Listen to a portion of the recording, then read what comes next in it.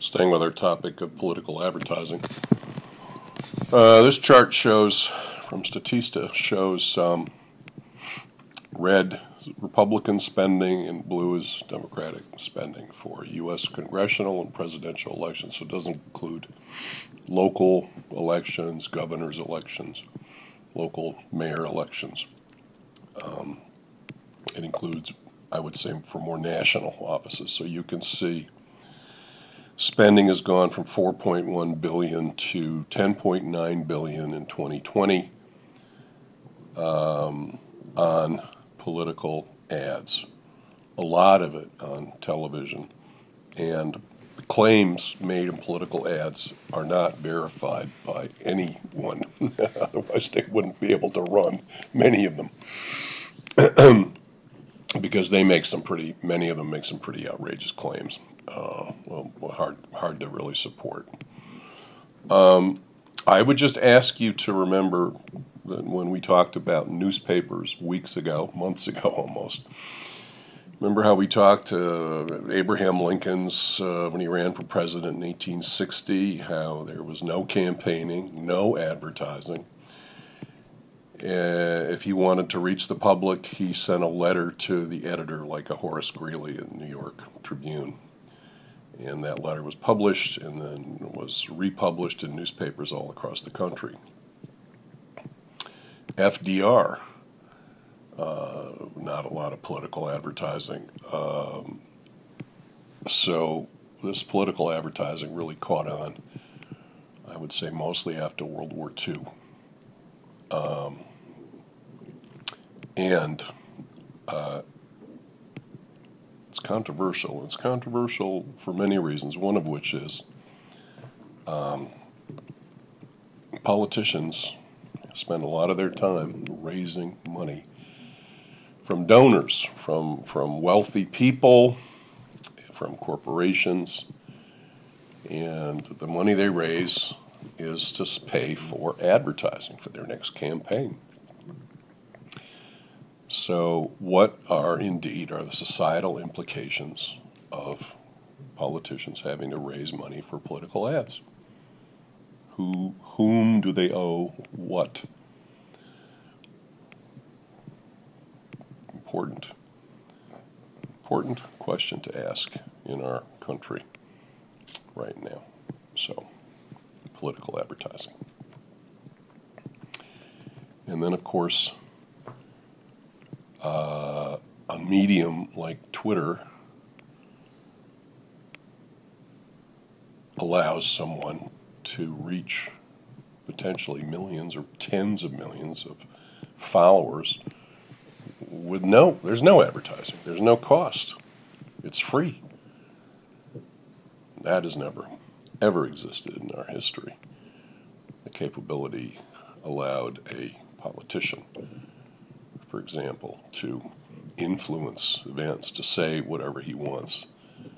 And it's not just President Trump who took egregious advantage of Twitter and is now banned from Twitter, by the way. Other politicians, he's not the only one. Other politicians, no one's done it to that degree, though. And so don't even have to raise money to run ads to reach a lot of people, given this new phenomenon called social media.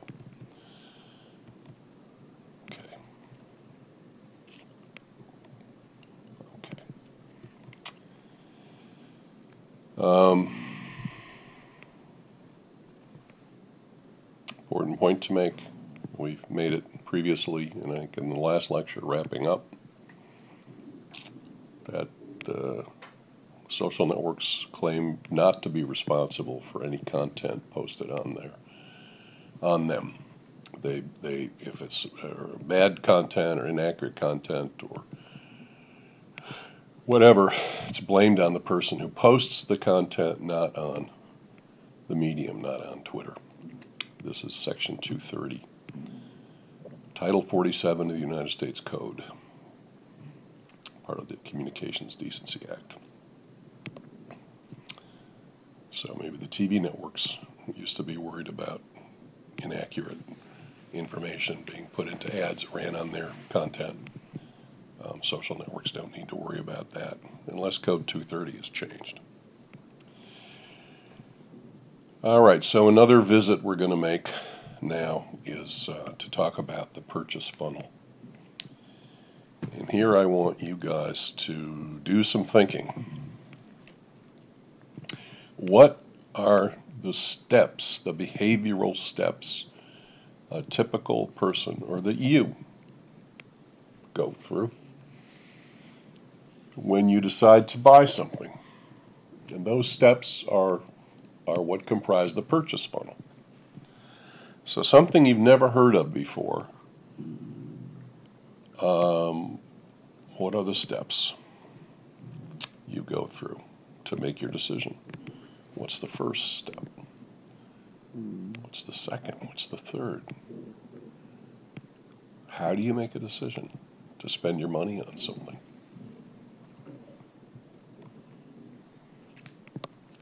Take a minute and stop this and really think about that. And then have a look at this. This is called the purchase funnel. And the steps, there are 7 steps. There's awareness of a product, consideration,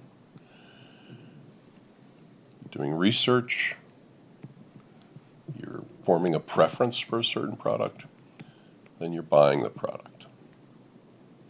You get the product, you open it up, the package, you try the product, that's experience.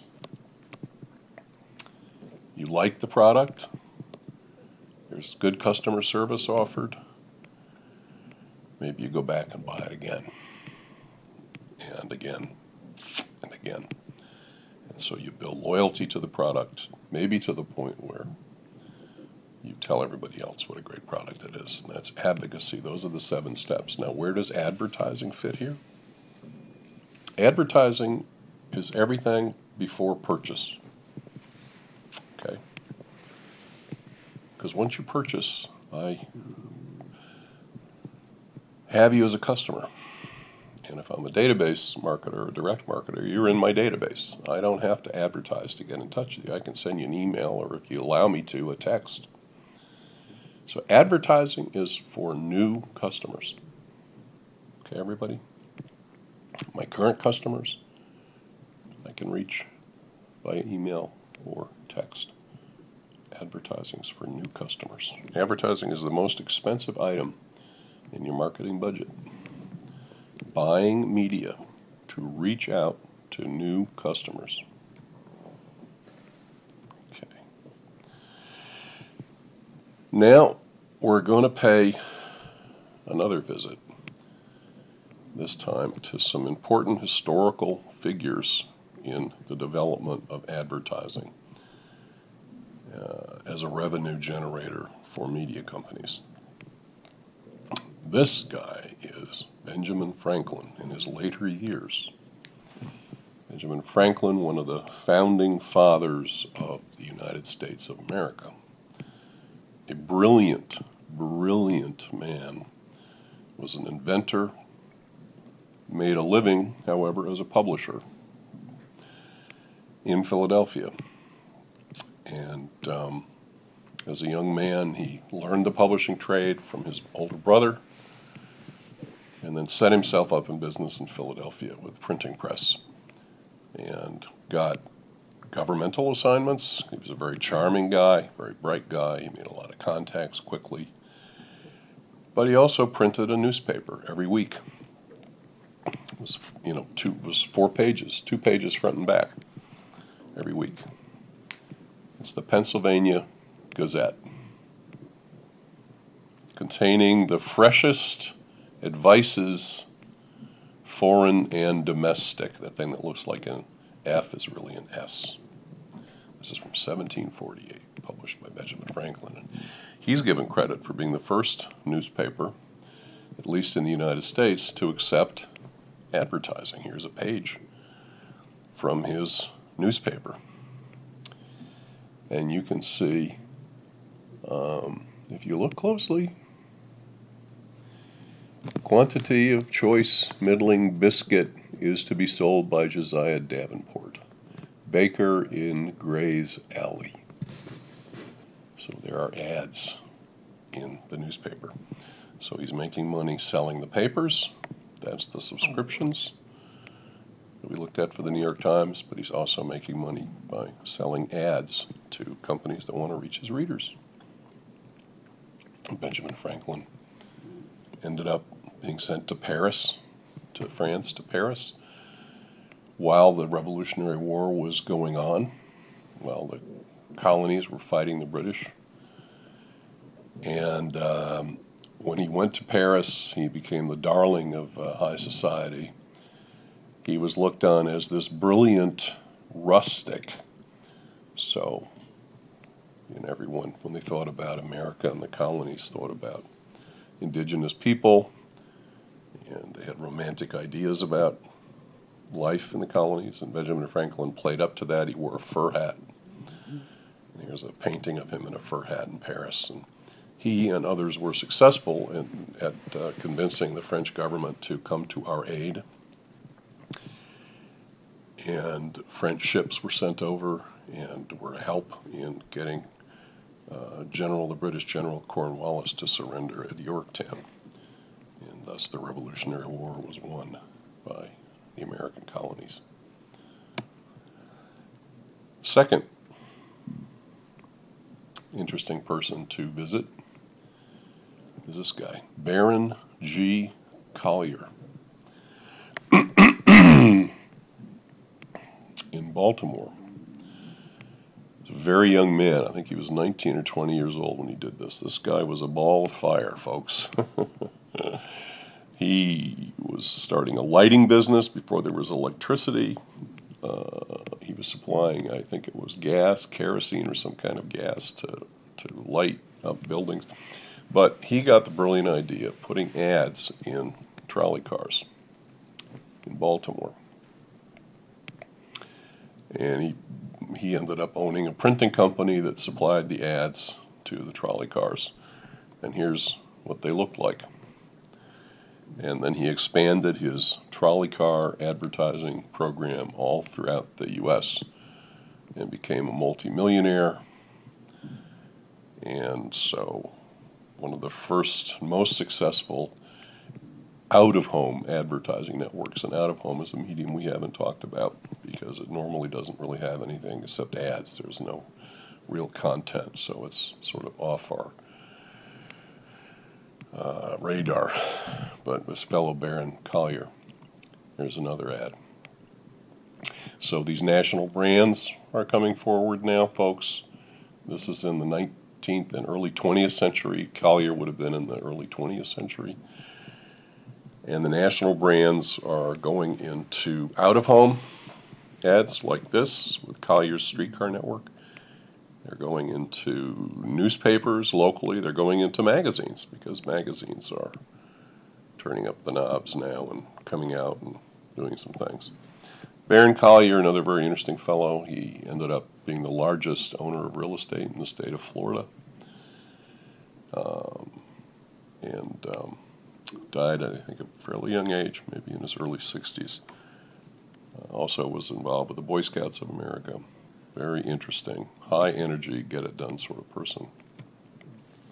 Third person we're going to talk about is William S. Paley, shown here with a microphone. He is the founder of the Columbia Broadcasting Systems, CBS. His father manufactured cigars based in New York.